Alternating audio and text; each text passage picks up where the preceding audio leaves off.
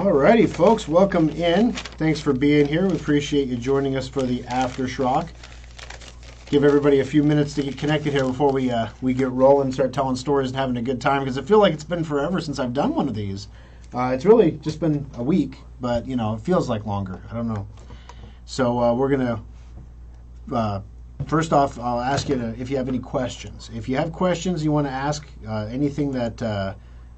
maybe you want to learn, or it's kind of an ask me anything. There's not really any kind of like guidelines here. If I don't want to answer it, I just won't answer it. But if there's something you want to know, go ahead and ask it up in the comments, and then we can go ahead and have a conversation there. And I'll try to bounce into the comments periodically to make sure that I'm seeing everything you write. There is a bit of a delay between what you type and what I see. Just like there's a delay between what I say and what you hear. So keep that in mind, that if you want to ask a question, be sure you ask it early rather than at the last seconds, because then after I end the After Schrock, I'm like ding, ding, ding, ding on my phone as people are asking questions that I can no longer answer because I'm not live anymore. All right, so on Friday, my wife and I went down to Kansas City. She had a couple. We had to get something. We needed a shelf, like literally like one shelf for something from IKEA, and then we were going to go down there and have dinner for our anniversary. 19 years coming up here on let's see, tomorrow. 19 years tomorrow. Can you believe she's put up with me that long? The trials I put that woman through. Anyway, so we're like, where are we going to go eat? Let's find some place. We're kind of foodies. We like to go to nice restaurants and have experiences and stuff. So we're like, where do we want to go eat? So, I'm on TripAdvisor, like the best restaurants in Kansas City, trying to see what's what in Kansas City, because I don't know the city that well. And one of the hits that came up was the Melting Pot, and I'm like, oh my gosh, they closed all these in Omaha and Lincoln like years ago, way before the pandemic. We haven't eaten at the Melting Pot in years. And my wife was like, oh my gosh, we should totally eat at the Melting Pot. So we went to the Melting Pot, right? So we go into the restaurant, and we went in for a 4:30 dinner because, we got to get home. We have kids, we got to put them in bed. So, 4:30 dinner. So we show up at 4:15 for our 4:30 dinner, and they seat us.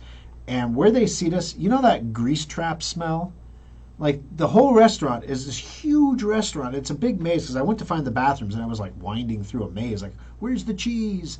But I could smell my way back to the table, because you just follow that poop-like smell from a grease trap or something all the way back to the table.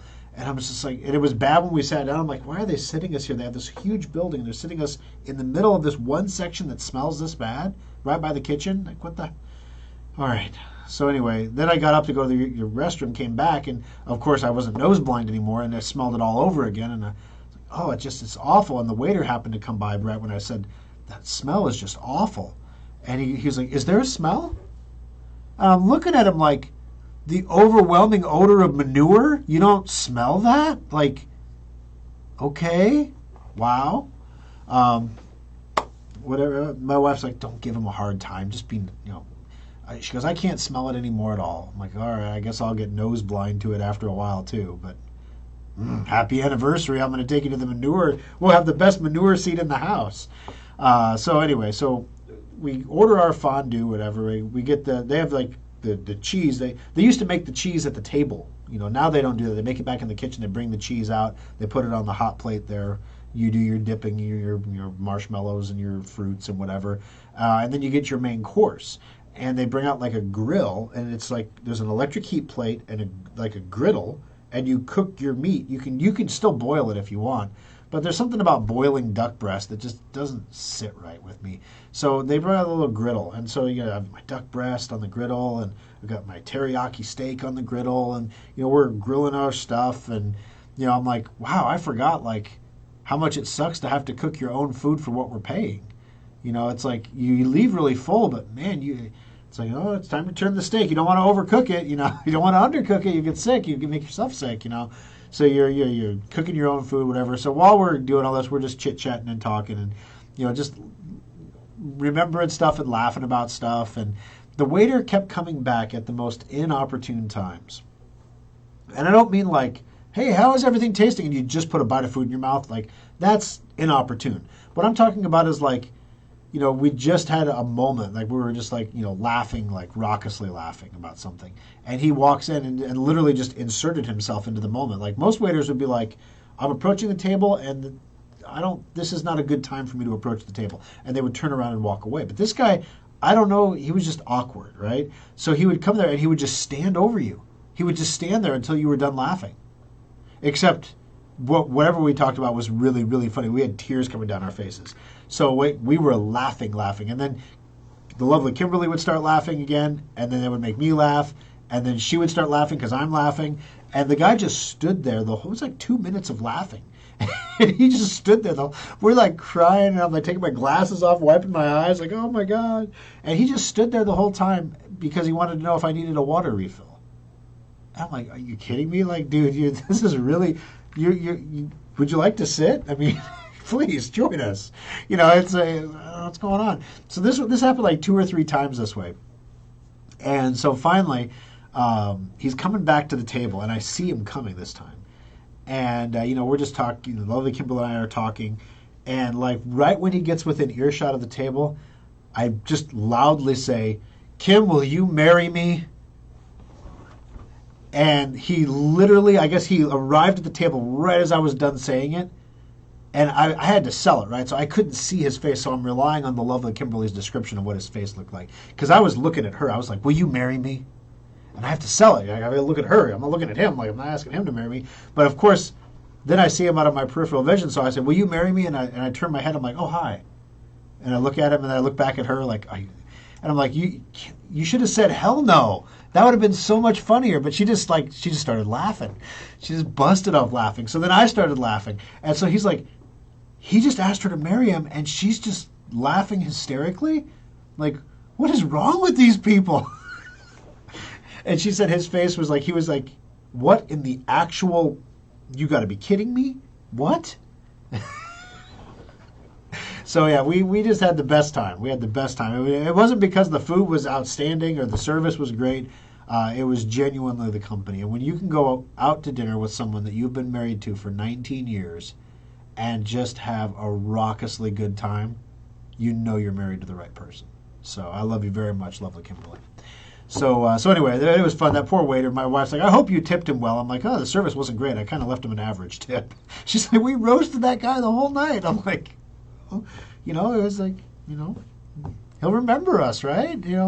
Next time we go to the melting pot in Kansas City, I'm gonna go back there. But anyway, it was a fun night. Okay, she didn't say yes or no, by the way. She just later I was like, oh my gosh, Kim, you should have said hell no. Because then, imagine the guy's face then. So then we're driving home, we're talking about this. We start laughing again while we're driving home. Luckily, the truck's driving itself, so I don't have to worry too much about the tears and stuff. Why? Oh gosh. But it was funny stuff. It was funny stuff. All right, good to see you, Roger. Aaron is here. Thank you for the audio check, Winston. I appreciate it. Steve, Mitch, Cheryl, and Rich are here too. Richard, which is different than Rich, Mitch, Cheryl, and Rich. They're all together, though, in a line. It's kind of weird. My son has a portable Starlink for $120 a month. Steve says his son has a portable one for $120 a month. I didn't realize they had portable ones. I thought they were restricted to regions. Maybe it's portable, like you can pick it up and move it within the city to a different spot. I'm not sure. Aaron says the melting pot is overrated. Yeah, like I said, it's like you're like, oh, that place is so fun. We can have fondue. And then you realize like you have to cook your own food and you're paying $130 for dinner for two, and you have to cook your own food at the table on an electric griddle. You kind of feel like you hit it big at the RV park, if you know what I mean. You're sitting there with your electric griddle cooking your teriyaki steak on your electric griddle at the melting pot. I had to attach my daughter's Google email account to mine because of her age. We tried to purchase a Google Store app and it wouldn't work. I looked at my account and there are names attached with outstanding balance for each. I am not being contacted about the balance. How would you fix the problem? How do I get Google to fix the problem? My goodness, if you've got other people attached to your Google account, that's pretty crazy. I don't know how they got an outstanding balance, though. That'd be more what I would be interested in figuring out who these people are. My guess is you're not going to be able to remove these people from the Google account until the outstanding balance is resolved. So my next question is, if these people are people who have access to your Google account, can you restrict access? Can you change passwords? Can you do things like that? Yeah, I'm not sure. The only way that I can think of that rando people would get access to your Google account, and then even then it would still be under your name, as if you had a phone, because a lot of people don't realize that your Android phone is tied to your Google account. And when you purchase things through the App Store on your phone, it goes through your Google account. So you would see that represented there. But if you're seeing stuff on your Google account from people that are not you, how would I fix the problem? Oh, I'd call somebody who knows what the hell they're doing. That's for sure. Now, honestly, this is troublesome because there isn't really anyone you can call at Google. You could try to open a support ticket, but I'm not sure that would be super helpful. And I would want to make darn sure that you don't know the people that are associated with the account first. It's not family members, things like that, so you're not blowing up somebody else's stuff. I'm assuming you've done all that stuff already, though, Ronald. Unfortunately, I think you're going to have to open a ticket with Google, which is just going to take time. Did the waiter have COVID? No, he didn't have COVID. He may have had Asperger's, but he didn't have COVID. Morning, Deborah. Kimberly had the giggles. Good morning from Grand Island. Do you do any site research? Did you do site research while I was in Kansas City? I was there for my anniversary, man. Yeah, I did. I did some site. No, I'm just kidding. No, I didn't do any site research. We went to IKEA.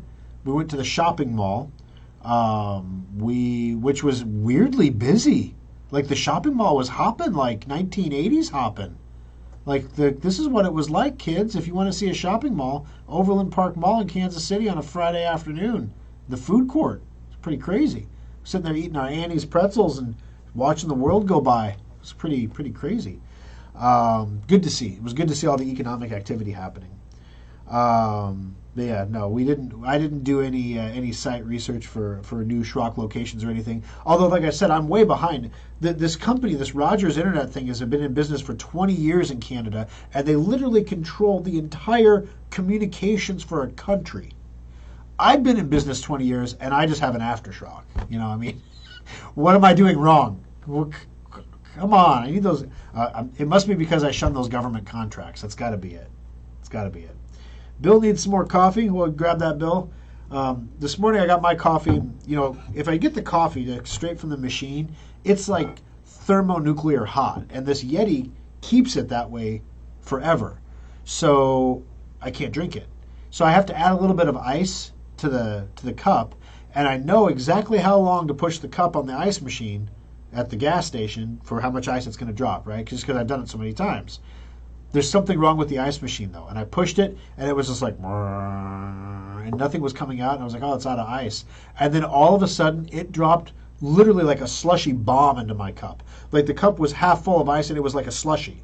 It was like ground up to the point like it had been in a blender. And I'm like, shoot. So I got as much of it out as I could, left some behind, made coffee. I have lukewarm coffee now. So if you do make your coffee, be careful how much ice you put in it. Good morning, Carolyn. Good to see you.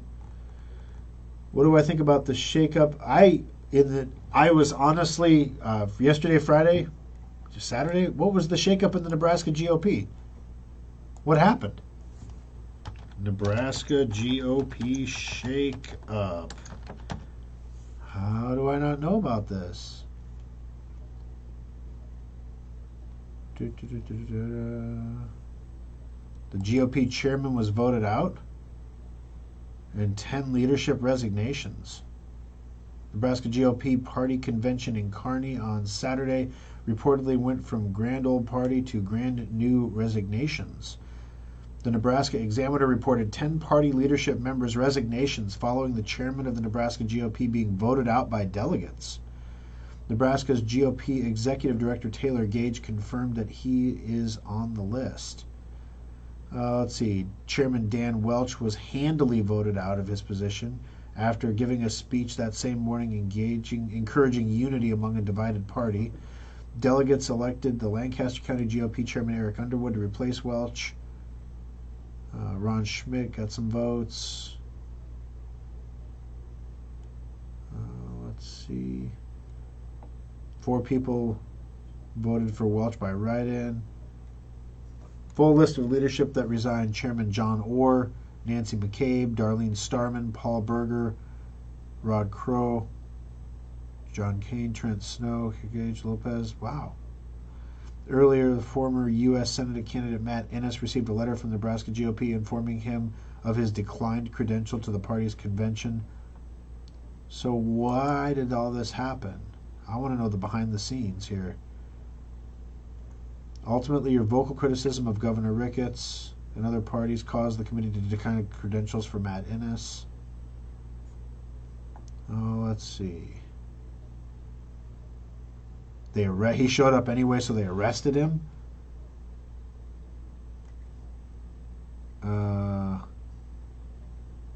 He was arrested by a private security officer that Ennis then told Kearney police that Ennis assaulted him. So the private security officer says Ennis assaulted him. Ennis says he didn't know that the private security officer was actually had any authority because he was just a rent-a-cop, I guess. He was dressed in plain clothes rather than any kind of uniform. Nebraska Examiner reported he was eventually bailed out and let into the convention. So then they let him in. Let's see. Klebe released a statement following the events. Republicans are sick and tired of Ricketts using his father's money to buy elections. The culture of corruption runs deep in the Nebraska Republican establishment. The majority of Nebraskans want our government to work for the people, Klebe said. Interesting. I will have to look into this more. That's a lot of bombs going off at one time. That's pretty crazy. So no, I was not aware of that. I did not hear about any of that yesterday, I guess. I don't. I follow politics, but I don't. It's not my life. I don't live it and breathe it day in and day out. I'll read about a story about Elon, but I don't really care about Twitter day in and day out. So there's. I guess I just wasn't in the loop on this one, Rick. So thank you for letting me know about it. I'll look into it and get read up to speed, because it sounds like there's some kind of a divide happening. And I mean, we know there was a divide with the Herbster and Pillen situation during the gubernatorial primary, but the election's over, and it was a fair election. There was no cheating, so Pillen won, so he's the nominee. So let's go. And Pillen was Ricketts' guy, so is this what's going on? I guess I don't understand what the backstory is, so I'll have to look into it. Alrighty. I think you have more online audience than you had during the live show. Well, that makes sense, Aaron, that I'd have more during the After Schrock, because you can't listen to the After Schrock on terrestrial radio. You have to listen on Facebook if you want to listen. So it's like I'm commanding them to go to the Book of Faces and listen, or watch it later when we upload it to Rumble and YouTube. I was on my desktop Mac the other day, and I was in Photos looking at a video. I turned away, and I don't know what I did, but when I looked back, the video was gone and not back in Photos. Where did it go, and can I get it back? Wow. Well, if you were watching a video and then you turned away and you turned back and it was literally gone, and you're certain you didn't hit delete or do anything on the keyboard or anything like that, that's the kind of symptom we would see from a hard drive failing, where files just disappear.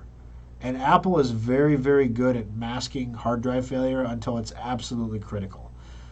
So if you haven't had that computer in for a maintenance checkup at any point in the recent past, I would recommend getting it in for a checkup so that we can take a look and make sure everything is going right with the hardware on that.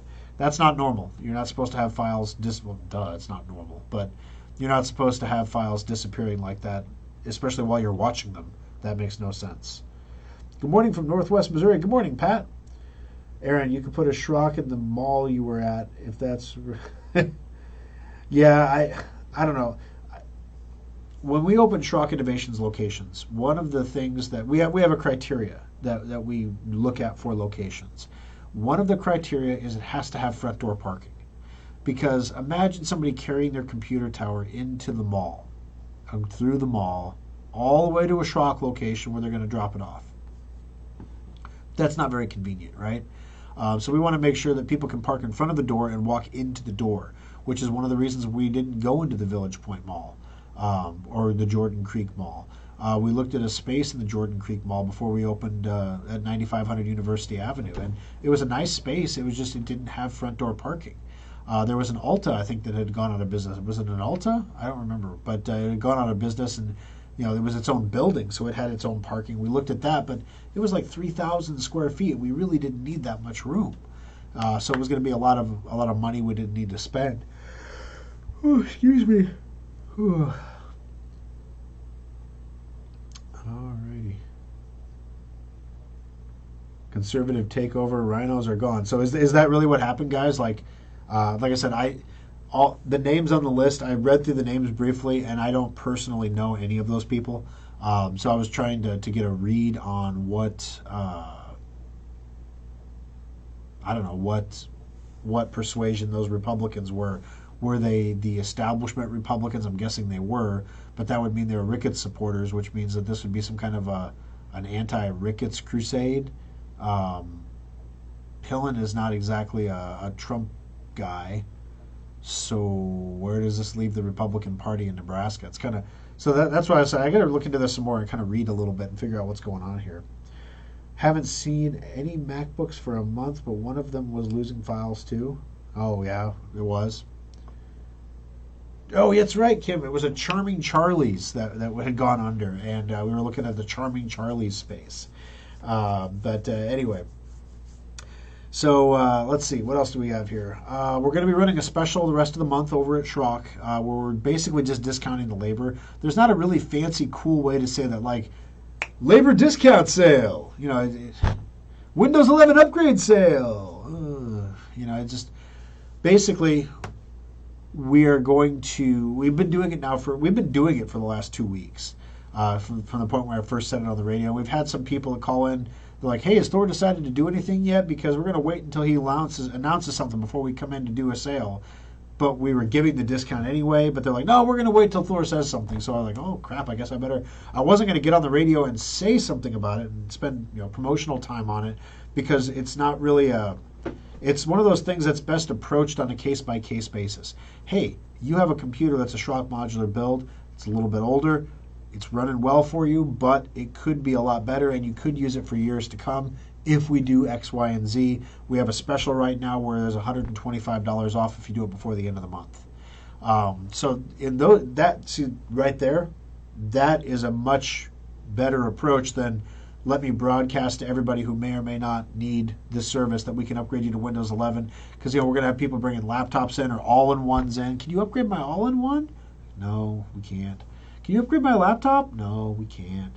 Can you upgrade my Schrock modular tower? Yes, we can. Can you upgrade my HP? No, we can't.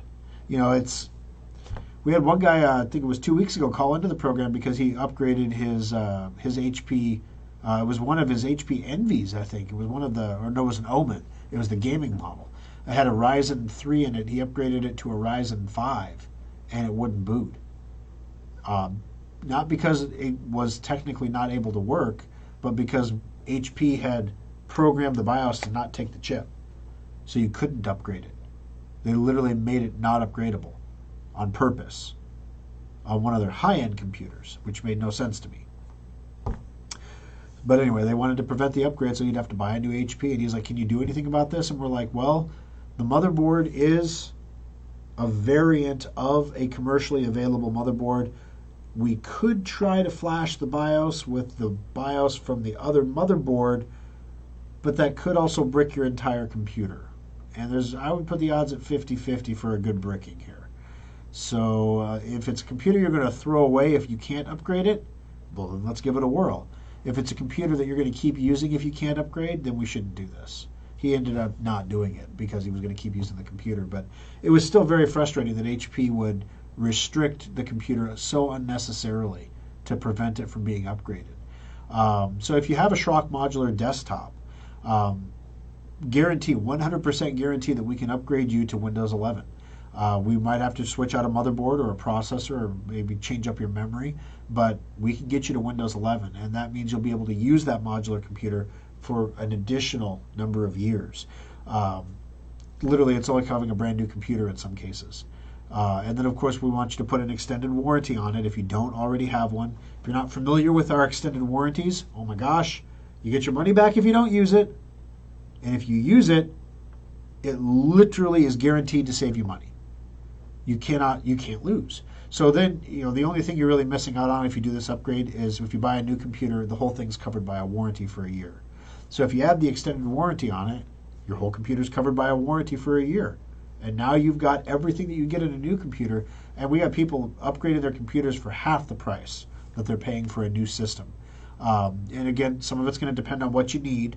Like the guy that had the 2015 holiday special needed a motherboard, a processor, and memory. And he had 16 gigs of memory, so he needed a lot of memory. I think it ended up being about $600 after the warranty, $700, something like that. But a new holiday special is $1,600.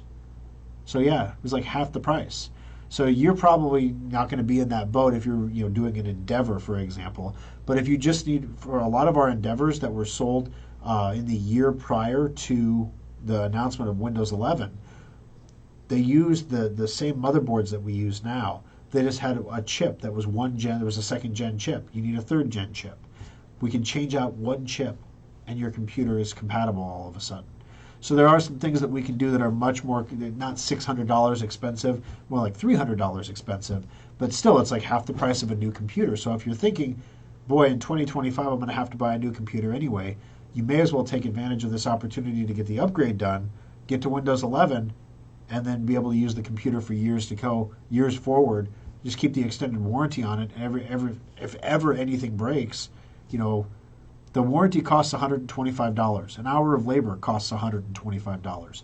No matter if a fan breaks in that computer, we're going to charge an hour of labor to replace the fan. You're going to save money if you have the extended warranty. And if you don't use the warranty, we will refund you the $125 back to you. It's a store credit. You don't get cash back. It's a store credit. But what most customers will do is they'll say, thank you for the $125 refund, Mr. Schrock.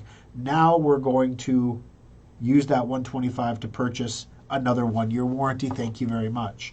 One of the things we're going to start doing is we're going to start sending automated phone calls about warranties. So if you do get a phone call with my voice, we always use my voice for the phone calls because it's the least scammy, most recognizable voice. As far as if you hear the radio show, it's me calling. But we're going to send automated calls about warranty expirations to make sure that your warranty is expired when it expires. If you have a refund, we're going to auto process the refunds going forward. So we don't have to have you call us back to get the refund. And of course, the other thing we have to figure then is do you want us to extend? Because the thing we don't want to have happen, the reason we're calling, is we're going to refund your warranty, your $125 if you didn't use the warranty, but then you don't have a warranty anymore. You have $125. And if you go 6 months not realizing you don't have a warranty and then something goes wrong, you come in and you try to use a warranty that you don't have, great, you got $125 in your account, but now you got to pay more money that you thought you had a warranty to cover. We don't want you to fall into that situation, so we're going to send these robocalls in an effort to make sure that everybody knows when their warranty is expiring. I am fully aware that nobody likes to get robocalls about extended warranties, whether it's for your car or anything else. Totally aware of that. That's why we haven't done them in the past because I find it distasteful, right? But the raw volume of warranties that we're dealing with, we have over 1,000 warranties a month that are expiring. To have a human being sit down and call those people, and it's not like you're making 1,000 phone calls. You could do 1,000 phone calls, right? You divide it up over 30 days. You make X number of calls a day. You could do 1,000 calls in a month. The problem is it's not 1,000 calls because some people don't call back. So then you got to call them a second time, or a third time, or a fourth time. You get the gist of it. It's more like 3,000 or 4,000 phone calls by the end of the month. So having an automated way to make those calls really is helping us keep our costs down, especially at a time where labor is a little tough to find. So I apologize for the robocalls, but realistically, our options are we just let your warranty expire, and then, what was the point of you buying the warranty in the first place if you didn't want it, right? Almost all of our customers extend their warranties. Almost all of them do, especially on a refund. when we're giving you $125 and saying, would you like to buy another warranty? Almost everybody buys the warranty, unless they're going to get rid of the computer in the next month and they know they're going to do that. Then they won't buy the warranty. They'll hang on to the 125 and use that toward a new computer or whatever else. It's your money. You can spend it on whatever you want. Bob says, good morning from Seattle. Schrock on Facebook and Wimbledon on the muted TV. Great start to the morning. Well, there we go. I'm glad we're in the mix. All righty, let's see. Ronald says, I spent 8.5 months at the Seattle Ronald McDonald House years ago. Nice city. I don't know how you can afford to live there. Interesting Target north of there, an escalator for the carts. Interesting. Rachel of car warranty fame ruined the usefulness of robocalls. Rachel? I don't know who Rachel is, I guess. I'm not sure. All right, last call for questions, guys. Then we're going to wrap her up here. So last call for questions. Trying to think if there's anything else from the service centers this week that impacted me, that made me think, I need to share that during an After Schrock. We are still hiring in our Omaha Service Center. We're looking for a front desk as well as another junior technician. The Des Moines Service Center, we're looking for a front desk and a junior technician. The Lincoln Service Center, I believe we need one more junior technician and we'll be full there. We had a guy start in Omaha. This guy started in Omaha and he watched, so we have these CBT training videos. It's very much like what you're watching now. It's me sitting in front of the camera talking about our products and services and explaining what each one is and why we offer it, so that you can understand that, like, when you talk to a customer, like the woman from the Omaha Service Center, we got confused. There was some confusion about what she needed. You need to understand why a customer needs a product. And because, number one, we don't want to offer products to customers who don't need them. If you don't need a product that we have, we're not going to push it on you. Maybe other places, not us. We're not going to do that. On the flip side of that, if you need a product, we're going to let you know you need it, because if we don't tell you that you need it, guess what happens when you find out the hard way that you need it? Well, if somebody would have just told me, I would have bought it. Nobody ever told me. We told her. And so, it's one of those things where it's like, well, there was some confusion somewhere along the line. We thought it was authorized. She didn't authorize it. She desperately needs it. We're not going to undo it. We could undo it. We could roll back the update and put her back into her vulnerable situation. She's been a customer for years. We're not going to lose a customer over a $90 safe upgrade. We're not going to lose a customer. We're not going to hurt a customer, purposefully hurt somebody over a $90 piece of confusion. That would be stupid. So we're just going to make it right. We're going to take care of it there. But having the staff on hand that knows how to do that is one of the toughest things to accomplish. And so we had this guy in the Omaha Service Center. He comes in, he watches the training videos. And, the first day, you do your paperwork, and then there's maybe like 2 hours of training videos, and then we start kind of flexing you up on the bench, getting you used to how we do things. This is before you ever interact with customers or anything. You're in training. So he watches the videos.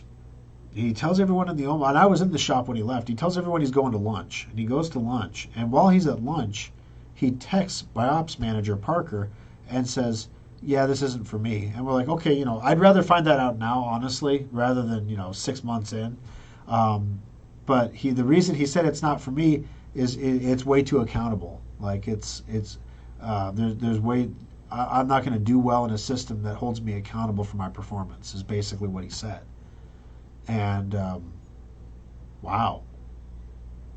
Is that like how the world works now, that people don't get held accountable for performance? Yeah. So anyway, it's tough to find people that meet the requirements of what we're looking for. And when we get those people, a lot of times they are not perfect. Well, I shouldn't say perfect. They're not where we would like them to be. And so we find people who we believe we can develop. And so those are our junior technicians. I tell my ops manager, when we hire a junior technician, the objective is, can this person become a senior technician someday? If the answer is no, we're wasting our time. If the answer is yes, then we're building a pipeline. Senior technician. if you're a senior technician, are you responsible for the overall operation of the service center? The answer is yes. And as a senior technician, is everything running smoothly? Are you meeting goals? And is the staff in the service center doing what you expect them to do? If the answer to any of those questions is no, then we have an issue. Ops manager, and it goes up the food. The ops manager's job is to make sure that the senior technicians are doing their job properly. And then there's me, and my job is to make sure that everybody is doing their job properly, because still a small business, and we're not big enough that I can just go on my yacht with my Starlink. I don't even have the mobile one, the portable one that you can put on a car, I guess. I don't even have that one.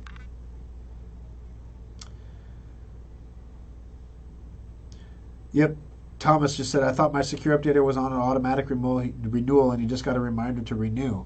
Part of that is it may be on automatic. You're still going to get a reminder because it's never fun to get an unexpected $30 charge on your credit card. Number two is, credit cards expire, credit cards get canceled, credit card charges don't go through. It happens. And so we want to make sure, especially on security software like Secure Updater, that that's going to happen. I mean, I got people from May, guys, that have not paid us yet for their Sophos subscription from May. And every week I'm like, okay, I got to cut these people. I got to cut their service. But then you start looking at them like last seen online 2 hours ago, and you're like, if I cut their service, I mean, we've been calling them, but at this point they have to know. Not even robocalls. Like, I have personally picked up the phone and dialed their numbers and left a voicemail. So they got to know they haven't paid for it now, and they should expect it to be cut. But still, there's just that when I'm going to cut somebody's security, it's like taking their parachute away while they're jumping out of a plane and not telling them, right? I mean, it doesn't feel good.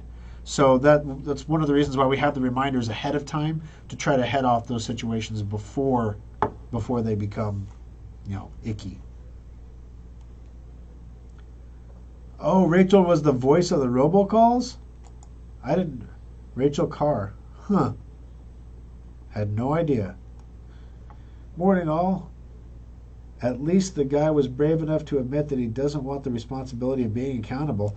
Yeah, that's something to be said there. I just want to sit and get paid and not be held accountable for anything. He wouldn't have worked out very long, let's put it that way. Is James a junior or senior tech? James was just promoted, actually. He was a junior technician in the Omaha Service Center. He was promoted to fill in Corby's slot in the Papillion Service Center. He's had a rough few days here, because right before Corby left, and it wasn't intentional, but it was just one of the way the cookie crumbled kind of thing. He approved time off for several employees.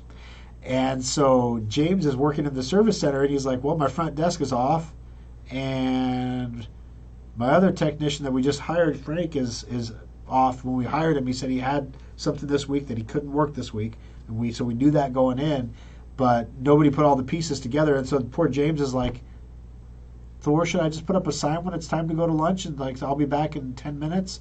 And I was like, no, just I'll come. I have to go to the Omaha shop for a little bit, then I'll come back. I'll cover your lunch for you. You go, and I'll hold the fort down. So he's had 2 or 3 days where he was like the solo guy in the Papillion Service Center.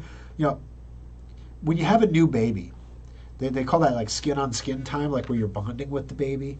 This is kind of like James bonding with the Papillion Service Center, I think. He just the two of them on an emotional journey through service. Now he's great. James is one of the hardest working employees I've ever had the pleasure of working with. He has a work ethic that does not quit, a work ethic that is very, very difficult to find in people his age. And I don't mean that in a disparaging way, where I'm saying, oh, these kids these days. It's not like that. This guy's work ethic is on par with mine. And again, I'm not trying to be narcissistic when I say that, but my wife makes me take Friday off to spend time with her. That's how you stay married for 19 years, right? Because otherwise I would just work all the time. So James is like that. He's like me in that regard. When there's a task to be done, there's a task to be done. And It's not the time to sit around, play on your phone, or take 30-minute bathroom breaks, or whatever else happens. It's time to get the job done. We can have our bathroom breaks and our phone time after the job is done. But you know what? There's always another job to do. So funny how life works like that, isn't it? You know, he came over for our 4th of July party. It was great having him there. So yeah, he is doing an outstanding job in the Papillion Service Center, stepping into some pretty big shoes and filling them nicely, I would say. Alrighty. Credit cards get stolen, numbers get changed. Not fun to lose a service. That's true. This is true. That's why I keep calling these people. And you know, on the other hand, from a business perspective, you know, would I rather have a customer, a client, renewing every year than save the money that we're spending? Like I've since May, that's what, 3 months now? No, yeah, May, June, July. Yeah, 3 months of service that we've given them for free. So a full quarter. You know, at what point do you say, okay, you know, now you're just taking advantage, we've got to cut it? And it's only like 7 people, right? Out of a renewal list, I think that month, May, was something like 800. Only 7 people didn't renew. And didn't return calls and everything else. But unfortunately, if you're one of those 7 people on Monday, I'm going to have to clip your wings. So, you know, be prepared to lose your internet protection on Monday. Morning all, I have a 3rd gen processor. It says it's Windows 11 compatible. How much in labor to update to 11? Basically, we charge 2 hours of labor. The hardware is compatible, but we have to get the BIOS compatible, which means we have to update the motherboard BIOS, then we have to install the Windows 11. We'd give you one of those hours for free under the special, so it'd be 1 hour of labor, which is $125. Let's see here.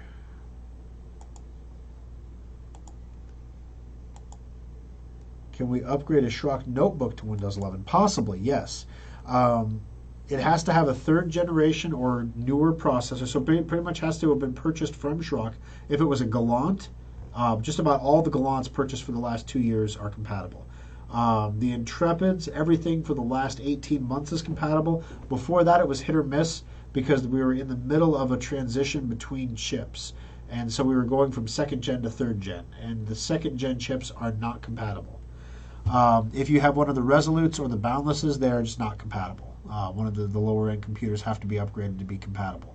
Of course, now all of our computers are compatible that we sell today. They all come with Windows 11.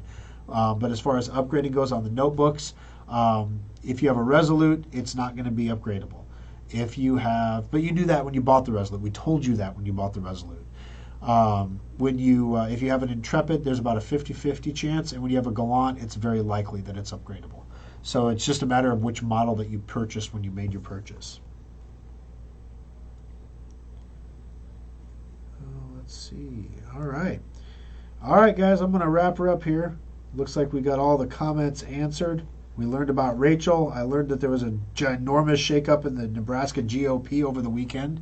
While I was out at the melting pot eating fondue, apparently a bunch of people quit.